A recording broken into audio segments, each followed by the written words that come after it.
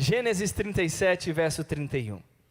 Então tomaram eles a túnica de José, mataram um cabrito, tingiram-na com o sangue e mandaram a túnica longa, fazendo-a chegar a seu pai com esta mensagem: achamos esta túnica, vê se é ou não a túnica de teu filho.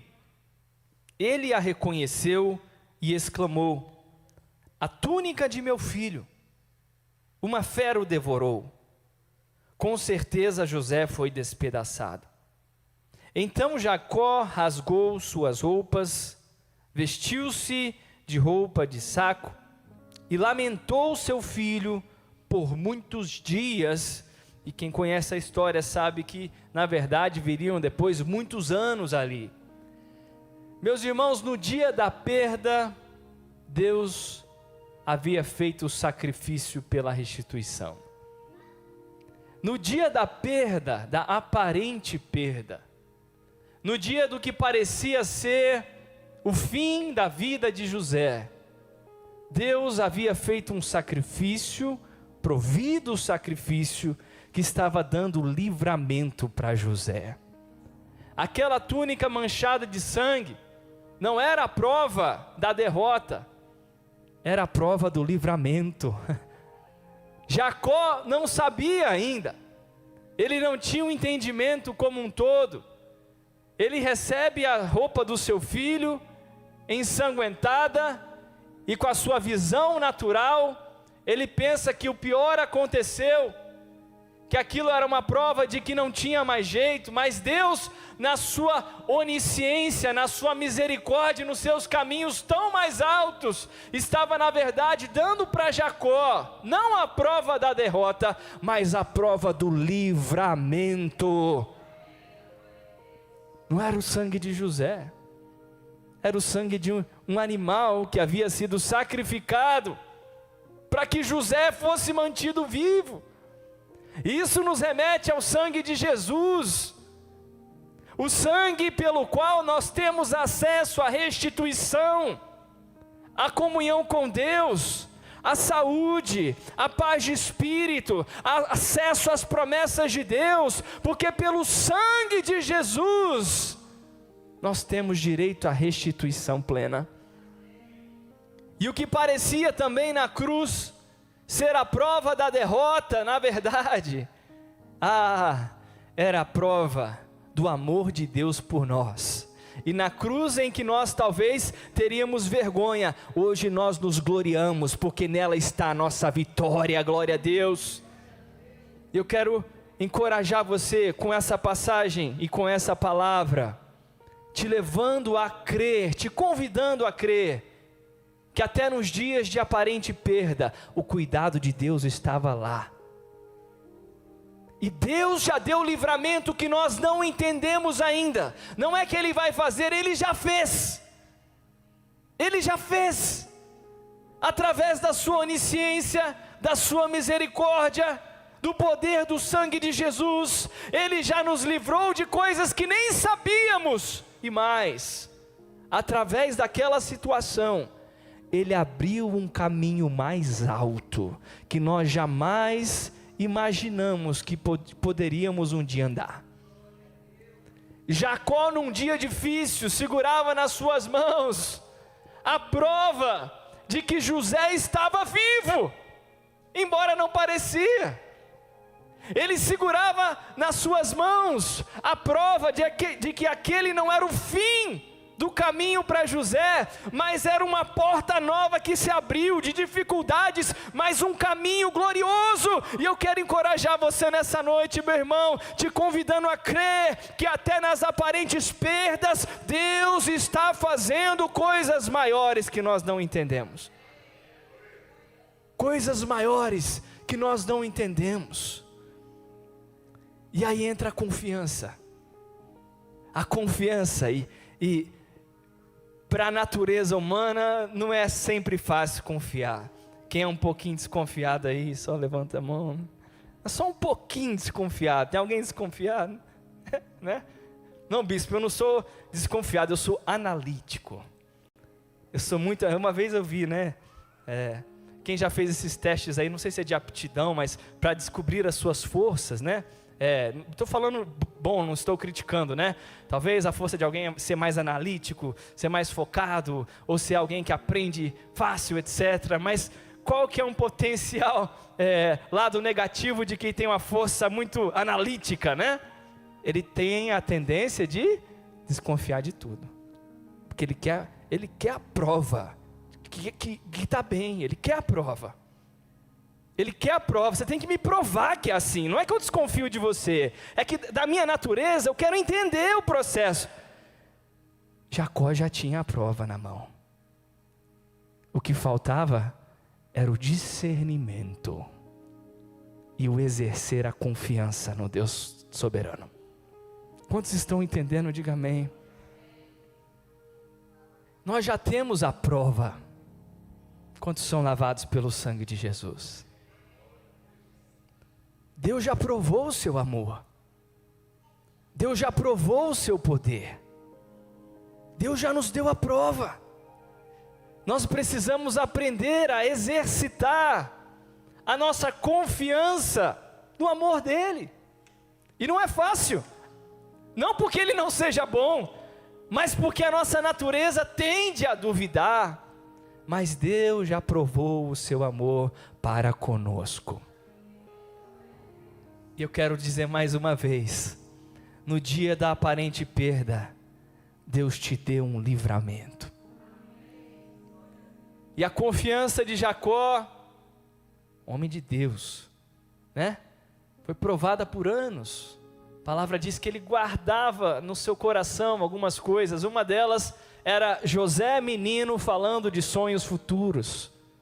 A Bíblia diz que Jacó guardava no coração.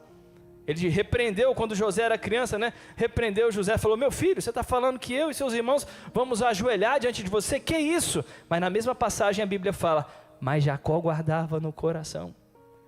Nós precisamos guardar no coração sonhos, promessas de Deus que vão nos alimentar até nos dias em que parece que é loucura que um dia elas acontecerão, mas nós temos aquilo guardado no nosso coração. E muitos anos depois, quando Jacó estava perto de viver a restituição da sua família, inclusive do seu relacionamento com José. Vamos para frente então, Gênesis 43, vamos ler essa passagem, verso 1. Gênesis 43, verso 1, José já era governador do Egito, Jacó não sabia. Verso 1, a fome na terra continuava muito severa, tendo eles acabado de consumir o mantimento que haviam trazido do Egito. Seu pai lhes disse: voltai e comprai um pouco de alimento para nós. Mas Judá lhe respondeu: o homem, que era José e eles não sabiam, nos advertiu claramente dizendo: se o vosso irmão, que é Benjamim, não estiver convosco quando voltares, nem vereis a minha face. Se queres enviar conosco o nosso irmão, pai, desceremos e compraremos alimento para ti. Mas se não queres enviá-lo, não desceremos. Porque o homem nos disse: se vosso irmão não estiver convosco, nem vereis a minha face. Israel, que é Jacó, então perguntou: por que me fizestes este mal, revelando àquele homem a existência de vosso outro irmão? Jacó queria esconder Benjamim. Jacó foi tão marcado pela traumática perda de José, naquele contexto, que ele escondeu Benjamim, o irmão de José, filho de Raquel. E uma vez eu compartilhei aqui com os irmãos, mas o caminho da restituição de José passava por Benjamim, passava pela confiança em Deus. E aquilo marcou Jacó de uma forma tão forte, que ele, amando e bem intencionado, escondeu Benjamim, guardou demais Benjamim, e não queria liberar Benjamim, mas ele não sabia que quem estava chamando por Benjamim era José. Meus irmãos, isso é muito precioso e poderoso. Quem estava chamando por Benjamim? Quem estava convidando Jacó a colocar de novo a confiança no Deus de seus pais, que guiou Jacó? Jacó é um exemplo disso. Ele teve que sair ali da casa dos seus pais, passou por um caminho incerto, por desertos, não sabia onde dormir, não sabia onde comer, mas Deus o guardou em toda incerteza. Esse mesmo Deus guardou José, seu filho, nas suas incertezas, e agora estava chamando Jacó: confia em mim de novo. Coloca a sua confiança em Deus acima dos medos maiores que assolam a sua alma. Não deixa o medo de perder de novo te impedir de tentar de novo. Era um teste, e nós somos testados, somos provados.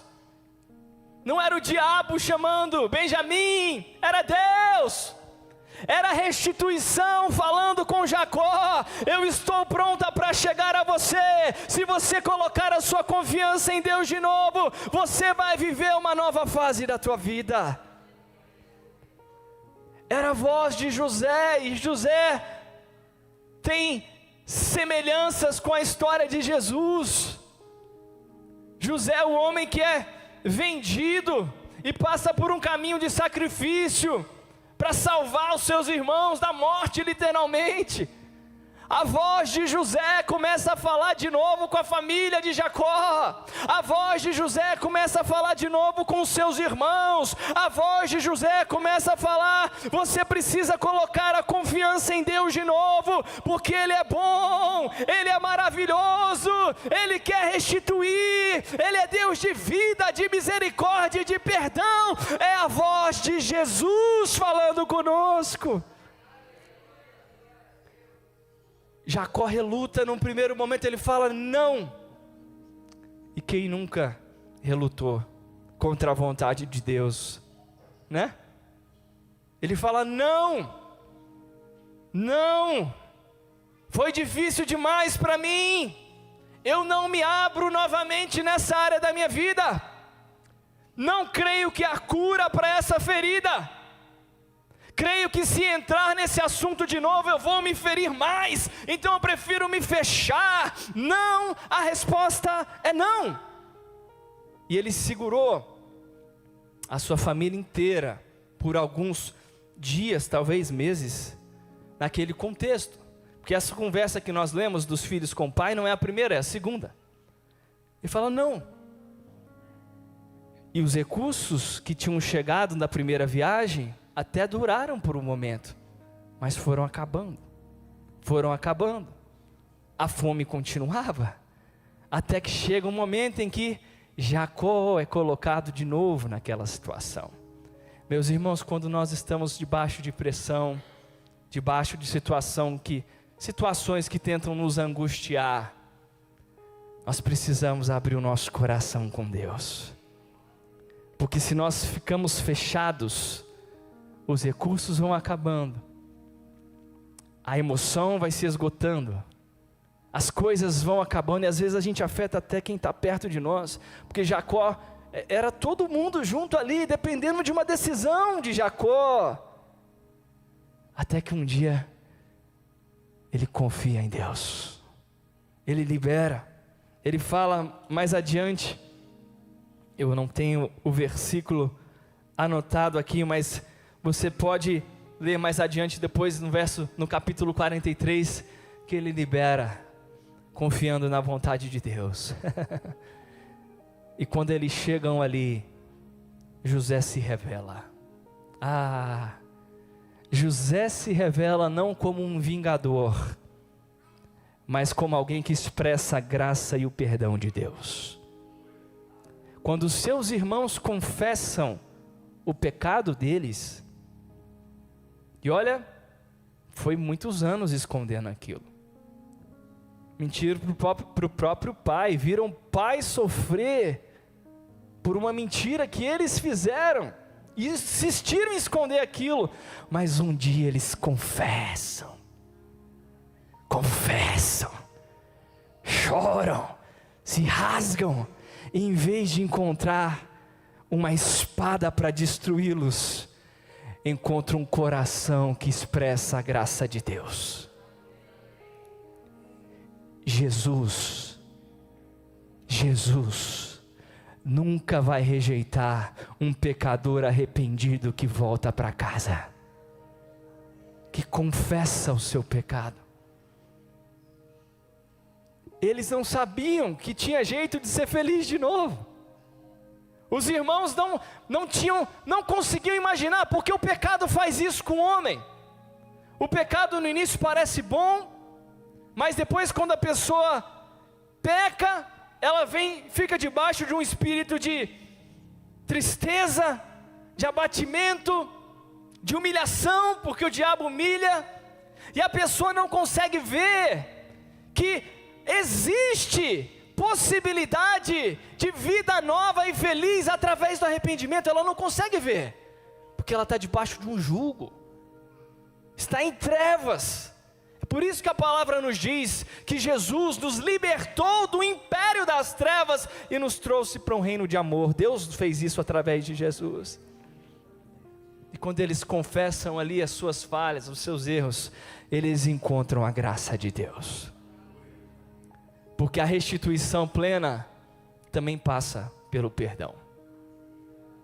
Melhor dizendo, passa pelo arrependimento. Era uma restituição para toda aquela família. Eles estavam vivendo uma restituição poderosa de Deus. Poderosa, meus irmãos. Eles foram atrás de comida, descobriram que José estava vivo, era governador do Egito, estava disposto a perdoá-los, e os sustentou no melhor da terra. Aleluia! Quem conseguiria imaginar isso? Nem Jacó, nem os irmãos, nem seus filhos. Mas Deus é Deus de caminhos maiores. Quando nós colocamos a confiança em Deus, quando nós ousamos nos mover, apesar de tudo ter dado errado. Jacó entendeu, eu não posso ficar aqui esperando o mundo desabar, eu tenho que fazer alguma coisa, eu tenho que me levantar, eu tenho que ir atrás da restituição. E eles se movimentam num caminho ali, de busca de algo novo, com o coração arrependido, eles encontram a restituição. Aleluia. E a palavra diz que mais à frente Jacó sobe ao Egito, e dá um abraço demorado no seu filho José. Depois ele vai abençoar Faraó. Meus irmãos, Jacó, por um momento de tristeza, ele pensou que a vida tinha acabado, ele mal sabia que ainda ia ser usado por Deus para abençoar a nação mais poderosa da terra. Olha, Deus tem planos maiores do que o que você vê hoje. Deus tem alegrias maiores do que a dor que você sente hoje. Você pode aplaudir o Senhor Deus. Porque no dia da aparente perda, Deus já tinha dado o livramento. O sangue que parecia de morte era sangue de vida. Oh, louvado seja o Senhor, precioso sangue de Jesus. Glória a Deus. Vamos ficar de pé, irmãos.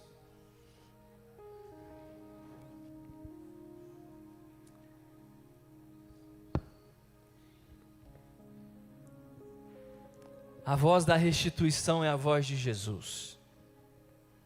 Jesus fala conosco. E se alguma área da tua vida, eu peço que possamos fechar os nossos olhos agora, mas se alguma área da tua vida você se fechou, porque talvez você não disse isso para alguém, mas no fundo você duvida que existe cura. Cura. Você acha, olha, chega esse assunto, mas talvez esse assunto não foi resolvido com Deus. Não foi conversado com Deus. Nunca ponha ponto final num assunto que você não conversou com Deus. E agora eu sinto Deus falando conosco, que existe voz de restituição nos chamando. O sangue que parecia de derrota era sangue de livramento, era a prova da vitória, era a prova de um caminho novo, era a confirmação de um chamado. É o Espírito Santo de Deus que está falando conosco nessa noite. Se você crê nisso, levanta sua mão agora, por favor, meu irmão, e começa a falar com Deus. Pai, eu confio em Ti, eu creio que o Senhor pode curar, eu creio que o Senhor pode resgatar, eu não quero duvidar, Pai, eu creio não só para o futuro, mas eu creio que até na dor do meu passado o Senhor agiu, o Senhor livrou, o Senhor proveu. Pai, cremos que os Teus caminhos são mais altos, e assim como o Senhor levou José e aquela família num caminho muito mais alto do que o plano próprio deles, nós Te pedimos que o Senhor nos guie no Teu caminho, o Teu caminho que é mais alto, soberano, de perdão, de graça, de cura, de vitória e de prosperidade. Declaramos a Tua bênção sobre a Tua igreja, Senhor, a Tua proteção, no nome de Jesus, amém e amém. Vamos dar uma salva de palmas ao Senhor.